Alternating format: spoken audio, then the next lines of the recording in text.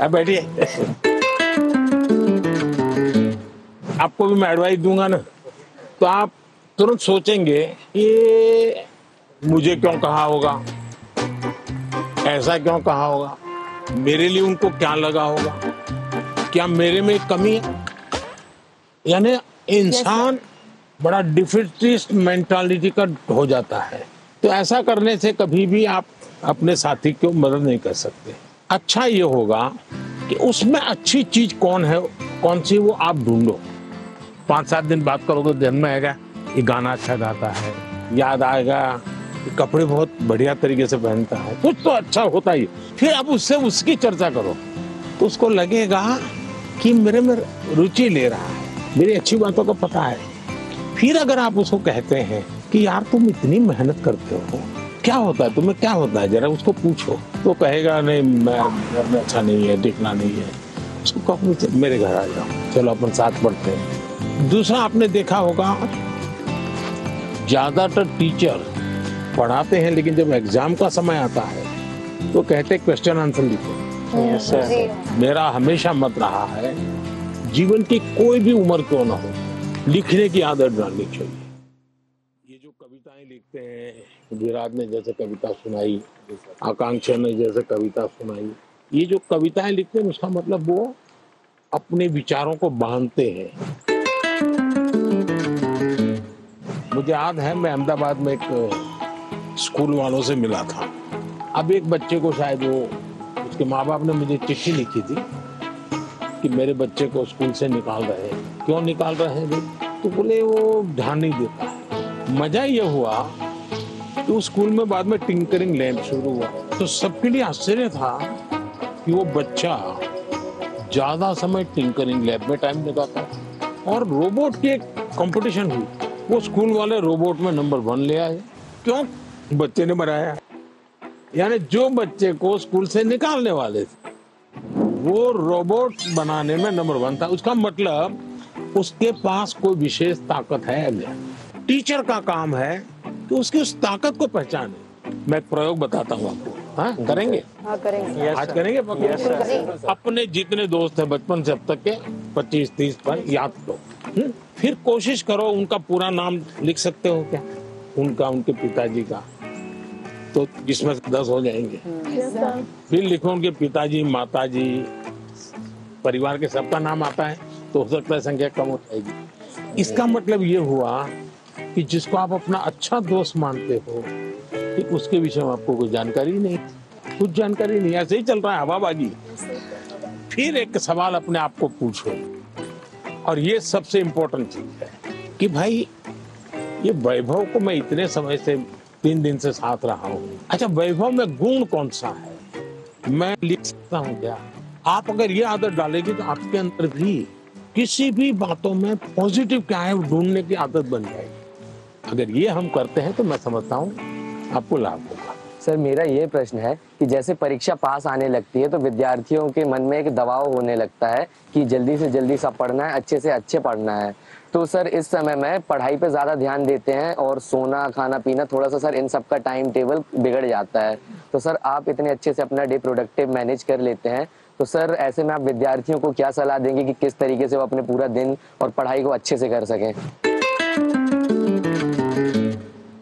पहली बात तो हर एक के पास 24 घंटे हैं। यस ये तो पता है। Yes sir. कुछ लोग 24 घंटे में बहुत अच्छा काम कर रहे हैं, कुछ लोग 24 घंटे में दिन खपाने के बाद भी लगता है कुछ हुआ ही नहीं। Yes sir. सबसे बड़ी बात है उनका कोई मैनेजमेंट नहीं होता है। जी सर। उनको कोई समझ नहीं होती जी। ऐसे ही कोई दोस्त आया तो गप्पे मारने लग गए। Yes sir. फोन आया तो चिपके हुए हैं। उसको पता ही नहीं है कि मेरे समय का मैं उपयोग क्या करूं। जी। सबसे पहले हमने अपने समय के विषय में सोचना, मैं अपने समय का ज्यादा से ज्यादा उपयोग कैसे करूं, इस पर बहुत सतर्क रहता हूँ। मैं बर्बाद नहीं होने देता हूँ मेरा काम। इसका मतलब ये नहीं मैं एक बाद एक पूंछ लगी हुई काम की। टाइम मैनेजमेंट के समय में कागज पे लिख करके तय करना और फिर देखना चाहिए कि भाई मैंने तय किया मैं कल 3 काम तो पक्के करूंगा, 3 काम हो सके नहीं तो करूंगा, और फिर दूसरे दिन मार्क कीजिए मैंने किए कि नहीं। क्या होता है हमें जो प्रिय सब्जेक्ट होगा हम तुरंत उसी में टाइम लगा देते हैं। जी सर। और जो सब्जेक्ट हमें बिल्कुल पसंद नहीं है उसको हाथ तक नहीं लगाते। सही बात। सबसे पहले उसको रिवर्स कर देना चाहिए।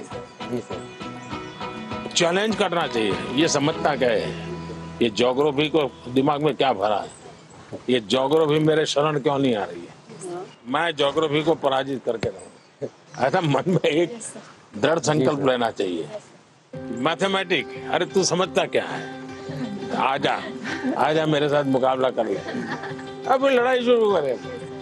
मन में एक भाव विजेता होना है। मुझे शरणागति नहीं स्वीकारनी, मुझे झुकना नहीं है।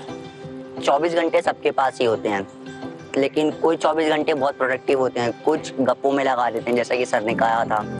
तो हमें टाइम मैनेजमेंट रखना पड़ेगा, जिससे कि क्या हो, हम जैसे अपने काम समय पे कर सकें और प्रोडक्टिव रहें पूरे 24 hours. Sir, at first, as you have gave a very great answer, so for that we would do a clapping, but with a twist, which is called as the flower clapping.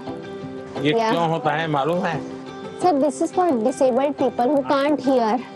वो तुरंत ऐसा करके दिखाते हैं। Sir, हमारे मन में तरह तरह के आइडियाज, पॉसिबिलिटीज एवं क्वेश्चंस आते रहते हैं। सर, ये डिस्ट्रैक्शन तो पैदा करते हैं एग्जाम के टाइम पे।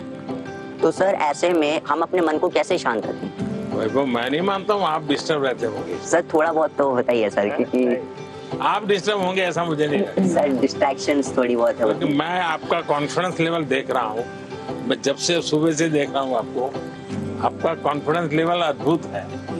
बट स्टिल सर, एक बात तो होती है, क्योंकि सर एग्जाम्स तो होते ही है तब। तो इसका मतलब ये हुआ कि आप खुद को नहीं जानते और आपको भी लगता है यार सब दोस्तों के बीच में अच्छा है, यही कहूँ हाँ यार थोड़ा टफ है। सब बच्चे 10वीं कक्षा के बच्चे एक दूसरे को बात करेंगे, यार कल पढ़ नहीं पाया, मैं नींद आ गई। जी सर। यार कल मूड ठीक नहीं था। सब ऐसी ही बातें करते हैं। Yes, sir. हाँ. टेलीफोन पे दोस्तों से भी। हाँ. फिर फोकस कैसे होगा भाई? सबसे अमूल्य चीज राइट नाउ, अभी का टाइम है, प्रेजेंट। अगर वो गया तो यूं ही पास चला हो गया, वो रहता नहीं अपने आप में। अगर उसको जी लिया Yes, sir. तो जिंदगी का हिस्सा बन जाता है। लेकिन जी कब सकते हैं? देखिए बहुत बढ़िया हवा चल रही है, लेकिन आपका ध्यान है कि हवा कितना बढ़िया पवन है। अगर थोड़ा ध्यान गया तो, अब मैंने कहा तो आपको लगा होगा यार जी सर। हवा तो पहले भी चलती थी, हाँ। ध्यान नहीं था। Yes, sir. हम कहीं और हमारा ध्यान था। जी सर। सर, मेरा आपसे यह प्रश्न है कि आजकल के युवाओं, स्टूडेंट्स लाइक अस सर, पढ़ते पढ़ते हम लोग डिप्रेशन और एंजाइटी में चले जाते हैं सर। तो हम इससे कैसे निकल सकते हैं सर? ये मुसीबत शुरू कहाँ से होती है? धीरे धीरे आपने देखा होगा, घर में कोई बात करता था अच्छा नहीं लगता है। पहले अपने छोटे भाई से बहुत गप्पे मारते थे। Yes, sir. जी सर। लगता है ये सर खा रहा है, Yes, sir. जाओ तुम जाओ। पहले दौड़ करके स्कूल से आते थे, स्कूल में जो हुआ सब मम्मा को बता देते थे। Yes, sir. और मम्मा को नहीं बताते, मन क्या चल छोड़ आ गए, किताब थोड़ी देर लिया छोड़ दिया। ये बिहेवियर आपको देखा होगा, धीरे धीरे अपने आप को कट करता जाता है, सिकुड़ता जाता है। Yes, sir. और धीरे धीरे फिर वो डिप्रेशन में चला जाता है। आपको कोशिश करनी चाहिए, आपके मन के अंदर जो दुविधाएं हैं बिना संकोच खुल करके किसी को कहना चाहिए। अगर नहीं कहेंगे, मन में भर करके रखोगे तो धीरे धीरे बड़ा विस्फोट हो जाएगा। पहले हमारे समाज व्यवस्था में बहुत अच्छा फायदा था। हमारा परिवार ही अपने आप में एक यूनिवर्सिटी होता था। कभी कुछ बात दादा से खुल करके कर लेते थे, कभी दादी से कर लेते थे, कभी नाना से, कभी नानी से, कभी बड़े भाई से, कभी भाभी से। यानी कुछ न कुछ आपको मिल जाता था। जैसे कुकर का विसल बजती है ना, Yes, sir. कुकर फटता नहीं है, Yes, sir. वैसा ये कहीं न कहीं आपका ये प्रेशर है वो चला जाता है. कम हो जाता है। Yes, sir. और चलते चलते दादा कहते हैं नहीं नहीं बेटा ऐसा नहीं करते, तो हमको ठीक लगता है हाँ यार नहीं करेंगे। कभी दादा कहते थे, चाचा कहते थे अरे भाई गिर जाओगे, कमा लो, अच्छा लगता है। मनुष्य का स्वभाव है कोई केयर करे। मैं भी आकर के यहाँ भाषण झाड़ देता तो आपको लगता है ये प्रधानमंत्री अपने आप को क्या मानता है? लेकिन मैं आपका गीत सुनने का मन करता है मेरा, आपकी बातें, आपका गांव का जानने का मन करता है। इसका मतलब आपको भी लगता है यार अब ये तो अपने जैसे ही है, चलो हम भी बात कर लेते हैं। आपको कोई प्रेशर नहीं होगा। डिप्रेशन में एक कारण सबसे बड़ा ही है। दूसरा, पहले टीचर, मुझे याद है मैं जब पढ़ता था ऐसा लगता था कि मुझे मेरे टीचर जो भी थे ऐसा वो मेरे लिए मेहनत करते थे। मेरे हैंड राइटिंग अच्छे नहीं है लेकिन मुझे याद है मेरे टीचर मेरे हैंड राइटिंग ठीक हो इसके लिए वो बेचारे इतनी मेहनत करते थे। शायद उनके हैंड राइटिंग उनके थे उनसे भी अच्छे हो गए होंगे, मेरे नहीं हुए। लेकिन मेरे मन को वो बात छू गई कि वो मेरे लिए इतनी मेहनत करते थे। Sir, I had one last question. That due to the pressure of parents, many students opt for those careers or streams in which they are having no interest. So how can those students opt for the career or stream in which they are having interest without hurting the feelings of their parents? ऐसा है कि parents का आग्रह रहता है लेकिन न हो तो पेरेंट्स हर्ट हो जाते हैं। ऐसा नहीं है, वो अपेक्षा रहती है उनकी कि भाई मेरा बच्चा ऐसा बने, मेरा बच्चा ऐसा करे। और उसका एक कारण होता है उनके अपने विचार नहीं होते। औरों के बच्चों को देखते हैं ना तो उनको खुद का ईगो हर्ट होता है कि ये उसकी मौसी का लड़का तो इतना कर लिया, ये मेरा नहीं कर रहा है। तो उनका जो सोशल स्टेटस है वो उनके लिए रुकावट बन जाता है। तो मेरी तो माता पिता को एडवाइस है कि कृपा करके आपके बच्चे को आप मॉडल के रूप में हर जगह पे खड़ा मत कर दो। आप अपने बच्चे को प्यार करो, उसकी शक्तियां हैं उसको स्वीकार करो।